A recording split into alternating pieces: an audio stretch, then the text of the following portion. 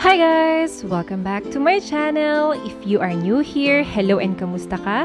My name is Lili and in today's video ay i-share ko naman sa inyo kung paano ako gumagawa ng Guyabano Tea. Napakadali lang gawin guys, napakasarap at napaka-healthy. So if you are interested to know on how I do it, then keep on watching!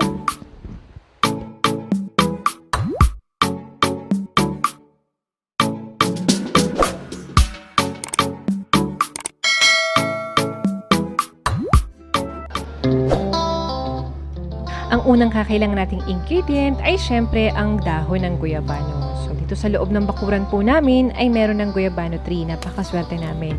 Hindi ko na kailangang mga pitbahay para manghingi ng dahon. So anyways, ganito ang itsura ng kanyang dahon. Medyo pa-oval shape at dark green ang kulay niya. So alam nyo guys, napakahilig ko talaga sa tsaa. Kaso ang problema kapag umiinom ako ng tsaa, dahil gusto kong iniinom to before ako matulog, kasi parang feeling ko nare-relax ako.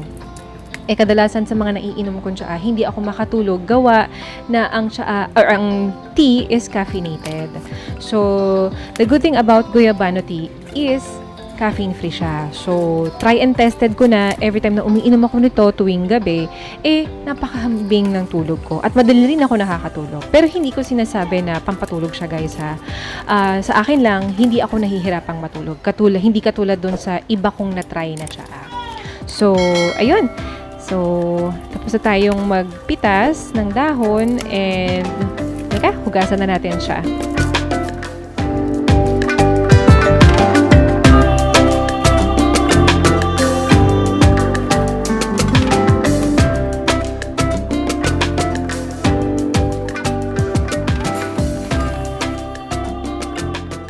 Pagkatapos nating hugasan, ay kailangan naman natin siya ngayong patuyuin. So, nilalagay ko siya dito sa laundry bag na nabili ko sa Daiso. At ang ginagamit kong part yung medyo mas malalaki yung butas. So, para magsisirculate at mas maayos pa rin matutuyo yung mga dahon at hindi siya masira. Ayan. So, ilagay lang natin siya sa loob.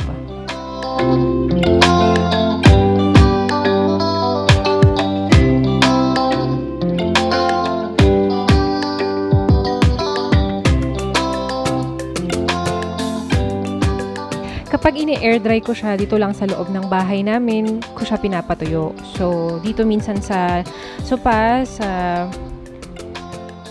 yan, dyan lang siya. Dyan ko lang siya sinasampay. And medyo malapit siya sa bintana. Ayan. Kaya, feeling ko, mas madali siyang matutuyo. Pero guys itong Guyabano tea, hindi siya ganun kabilis patuyuin.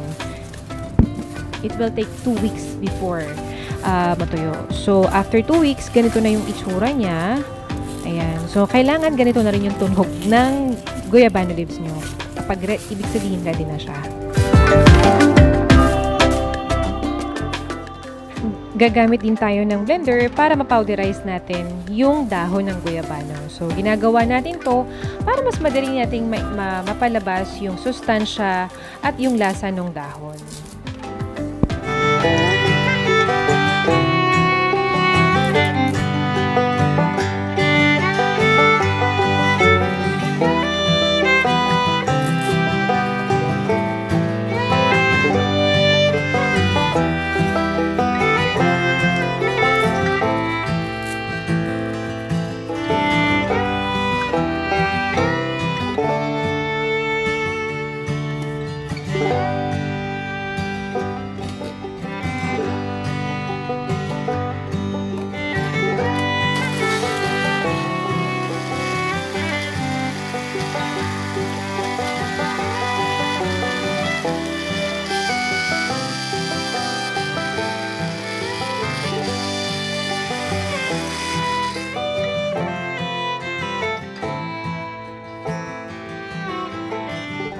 So, ganito na yung itsura niya after nating i-blender.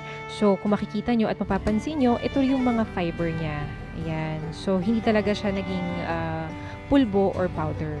So, dahil po ang dahon ng guyabano ay mayaman sa fiber. konti lang yung gagawin kong tsaa, ginagawa ko siya sa French press. Kapag naman medyo mas madami or may ka-share ako sa tsaa, ginagawa ko siya sa regular teapot. So, ayan. Ganito yung itsura niya, 'di ba? Ayan, medyo marami siyang fiber.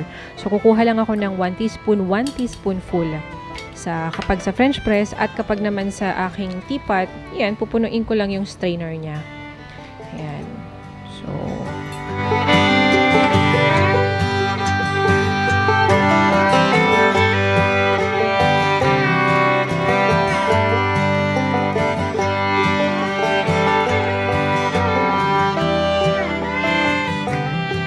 So, ilagay lang natin yung mga natira nating pinulbong dahon ng guyabano sa isang ziploc bag.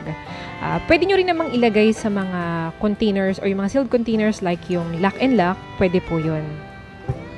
Ako kasi ito lang yung available ko, so dito ko na lang siya ilalagay. Ayan, so medyo onti lang siya. Kasi yung iba po ay inilagay, yung ibang dahon hindi ko nilahat. So, inilagay ko na rin lang din po siya sa isang ziploc bag. Ayan.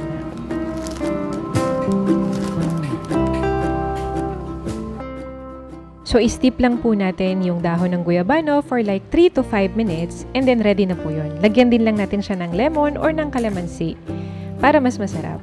So, ako kapag nagtsatsaa ako or gumagawa ako nito, nilalagyan ko siya ng maraming yelo after ko siyang palamagin ng onte. Kasi 'di ba summer ngayon sobrang init and umiinom kasi ako nito kahit na minsan tanghali or minsan merienda. Ayan. Nagustuhan mo itong video na ito, please don't forget to subscribe to my channel and hit the notification bell para updated kayo sa aking mga future uploads. Thank you for watching and see you again on my next video!